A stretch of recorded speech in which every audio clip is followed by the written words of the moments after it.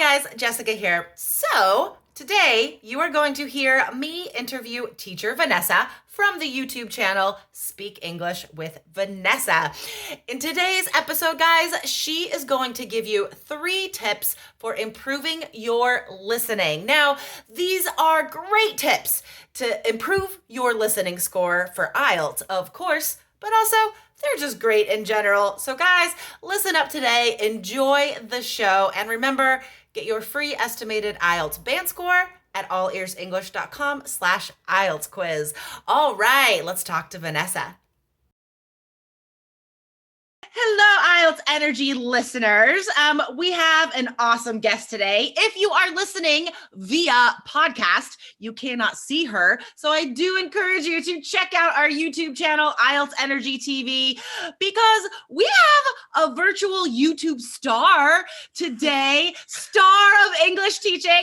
Vanessa, welcome to IELTS Energy. Hi, thanks so much for having me. I think maybe star is a little too strong, but it is my pleasure to talk to you, of course, and all your listeners. I'm so excited to have you here today. We've gotten to work together a few times over the years, and it's always such a pleasure to talk to someone else that is as excited about teaching virtually as we are. So, Vanessa, tell us a little bit about what you do. What are you trying to get across to students out there?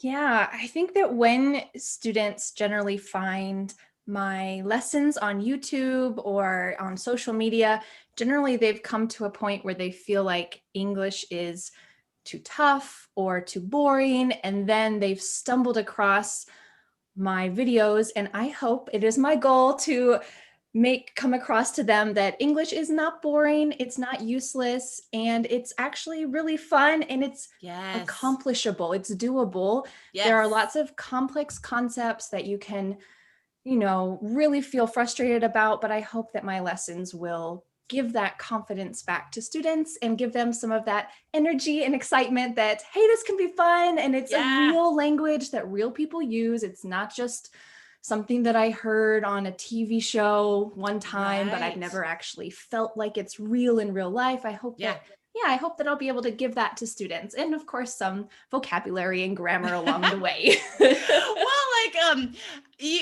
I like the zooming in and the zooming out of what you are doing, because the ultimate goal is to make it fun, because that's the only way our students are going to learn anything anyway. If it's boring, it's not going to stick in your head. There has to be some positive emotion associated with what you're learning.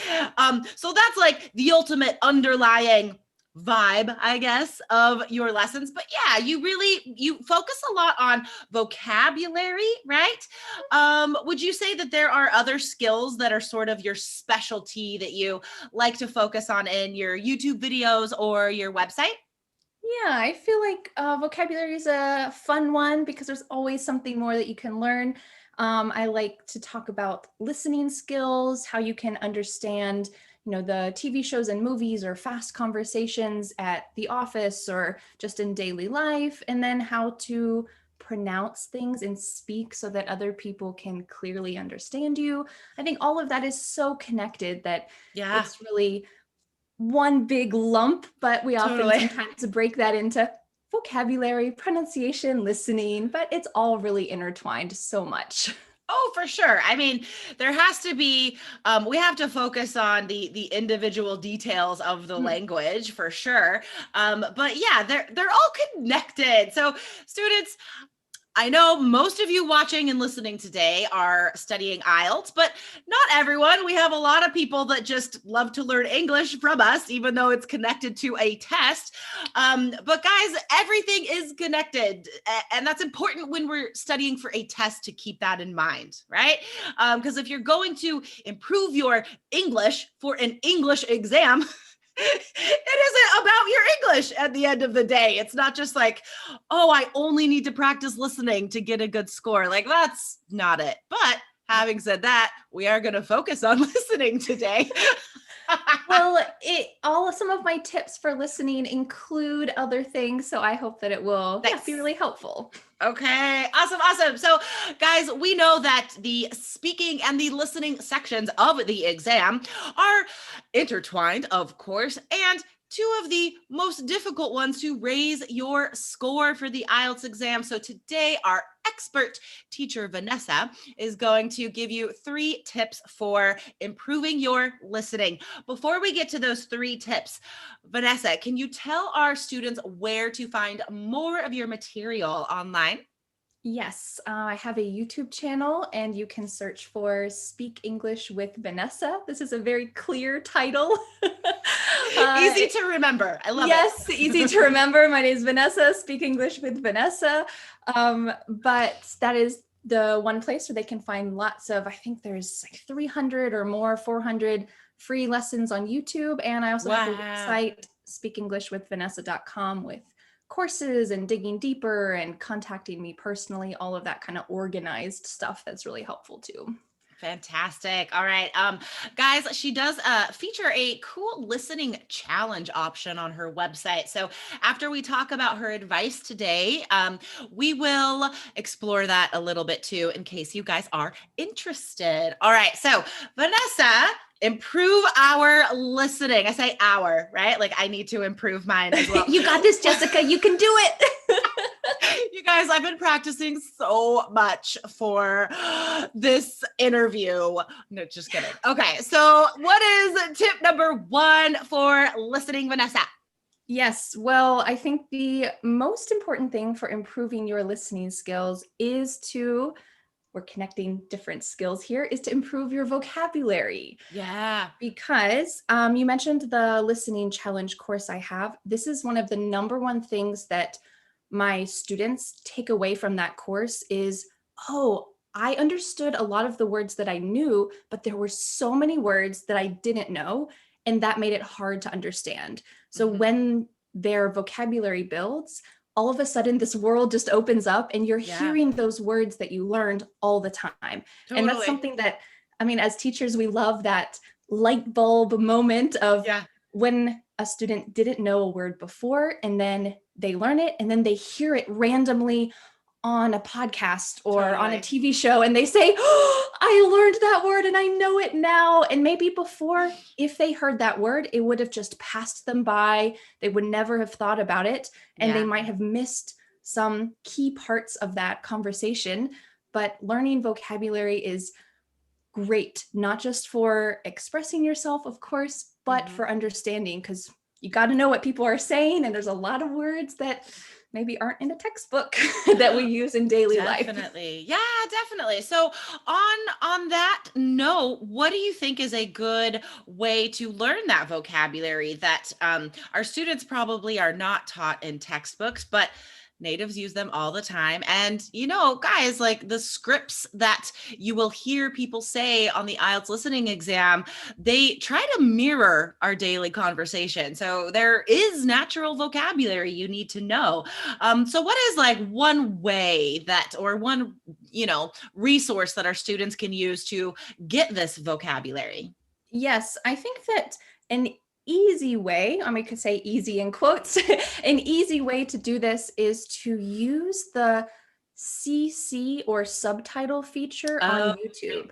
So on YouTube, there's an option to look at the subtitles for any video. Some subtitles are automated, which means YouTube's AI system creates them and maybe they're yeah. like 80% accurate. Yeah. But some creators like me, a lot of teachers, a lot of maybe YouTube channels that have an international audience will put their own subtitles on YouTube. And this way you can find any video that you like.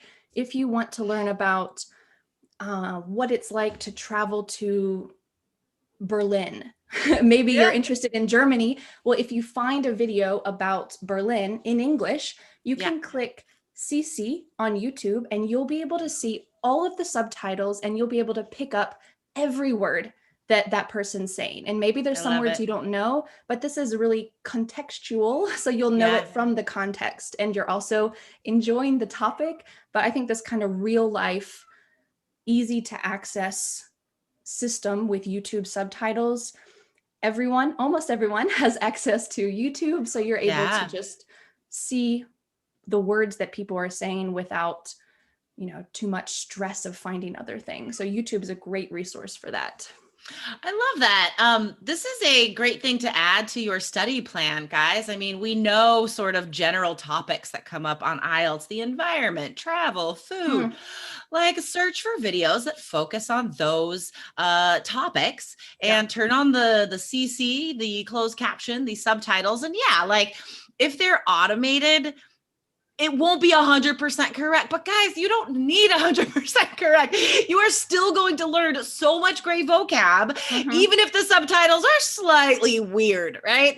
You're still going to learn great vocab. Yeah, okay, actually, I have a video on my YouTube channel. I made this maybe 2 years ago, but it was something like 8 or 10 YouTube channels for learning advanced English. So these are not English teachers. These are just channels that I personally like to learn about geography or self-improvement or whatever they are. And they have pretty good subtitles. So if you watch any of those videos and click CC, you're going to see accurate subtitles and also interesting topics from different subjects. Awesome.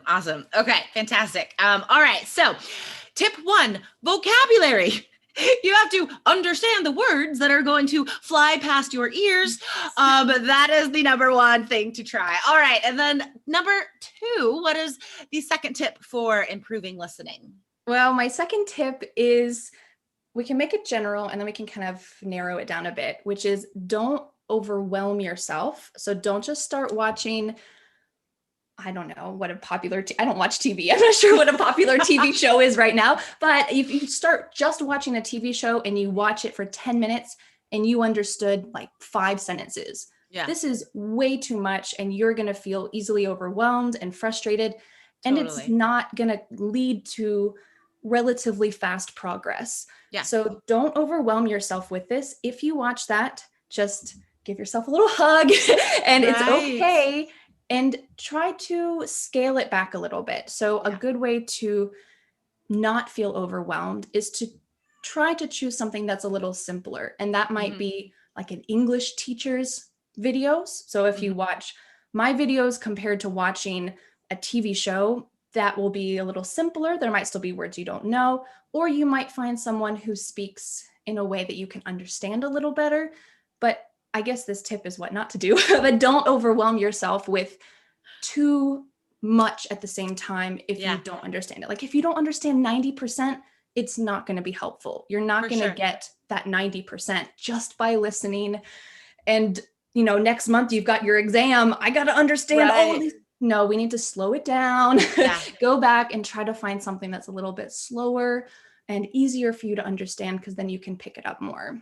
Totally. Yeah, no, I love this piece of advice. And this is something that students really need to take to heart, right? Because if you don't follow this advice, guys, like 1, you're not going to make progress. And 2, like you have to be realistic about where you're starting, right? And what resources you need to access. This, like, as you were describing this, it made me think of 2 sort of linguistic theories that I've come across.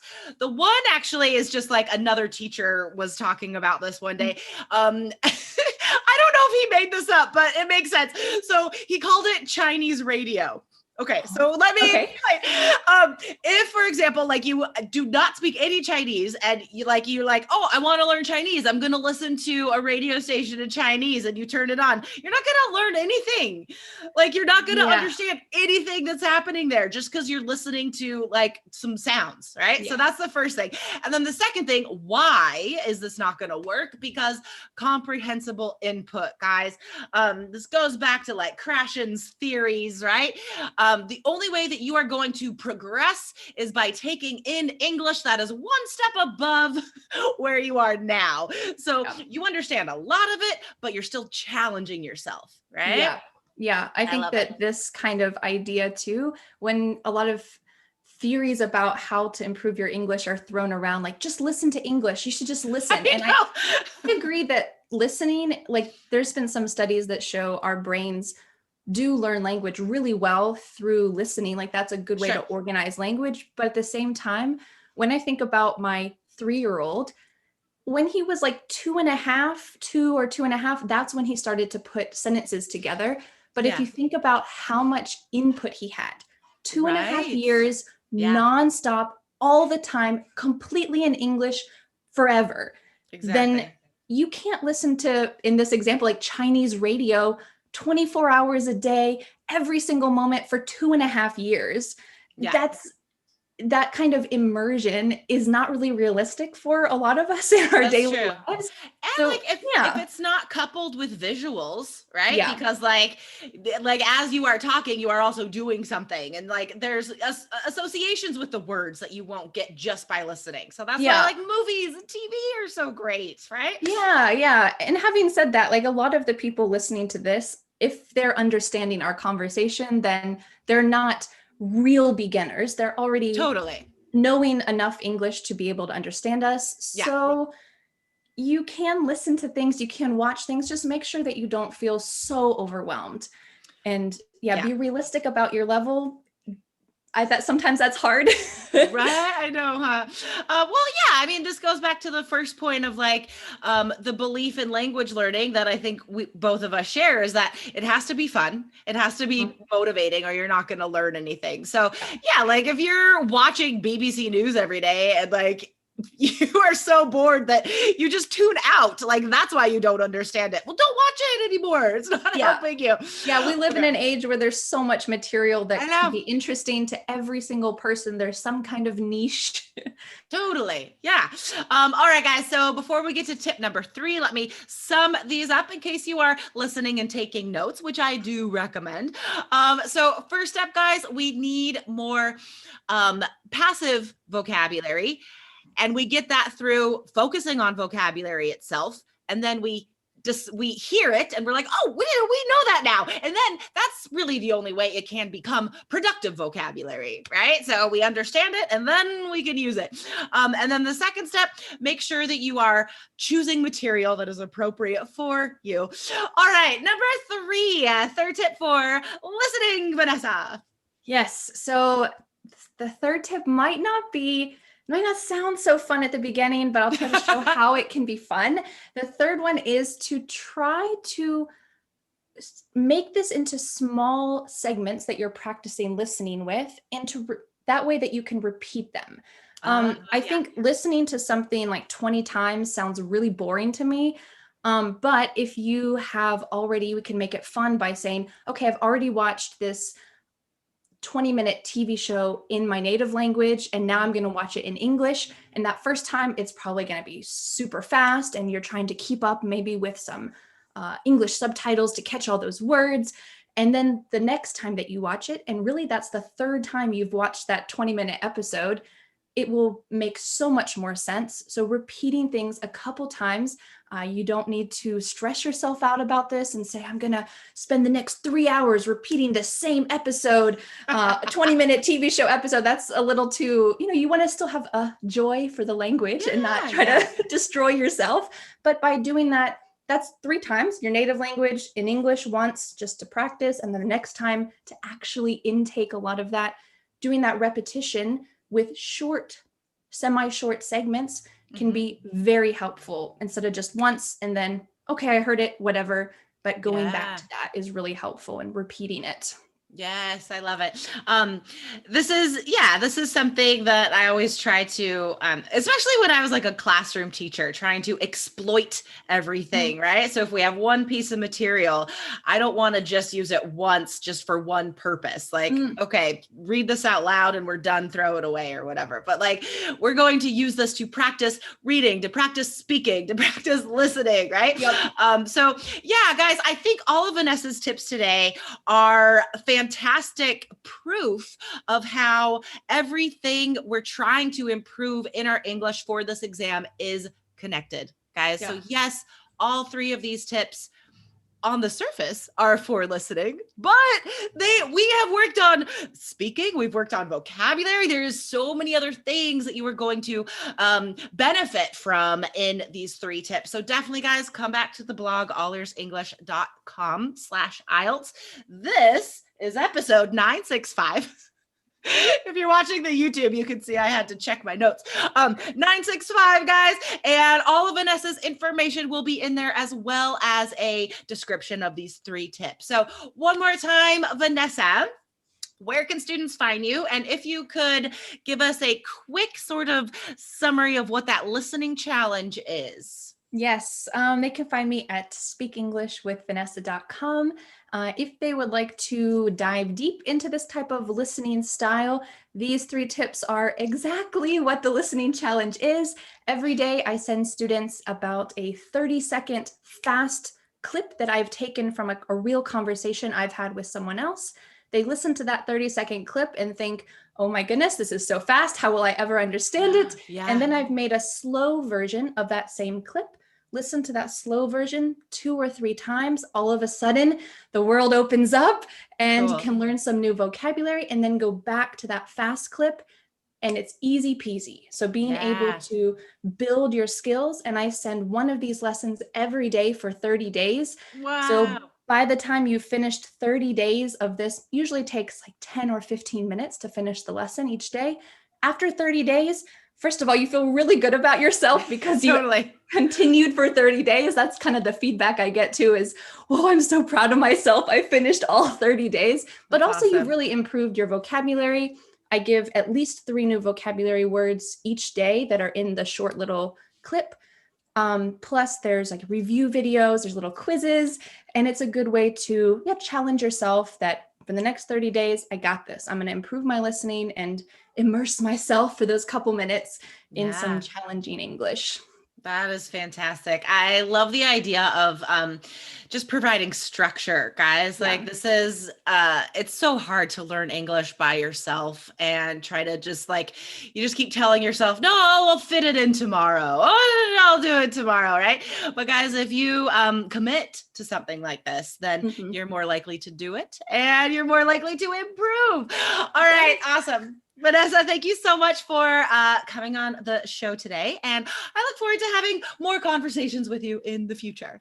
Yes, thanks so much, Jessica. It's wonderful to talk to you, and good luck to all of your students. Yeah, we're all going to get 7s and 8s and 9s. All right. Hooray, me too. Awesome. All right, Vanessa, have a good rest of your day. All right. Thanks so much. Bye. Bye.